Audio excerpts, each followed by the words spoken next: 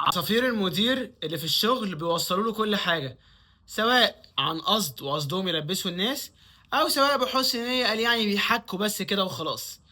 في كل الأحوال بصراحة العيب مش عليهم، طبعا هم غلطانين، بس هو العيب على اللي قاعد بيتكلم. اقفل بقك وبطل تتكلم وتقول حاجة في ظهر مديرك أو في زمايلك ما تقدرش تقولها لهم في وشهم. تعامل في الشغل ان انت طول كل حاجة بتقولها حواليك للناس اللي حواليك ممكن في اي وقت حد يوصلها لمديرك او لزمايلك التانيين. فما تقعدش تتكلم على حد ولا تقعد تجيب في سيرة حد لو انت ما تقدرش تقول له الكلام ده في وشه.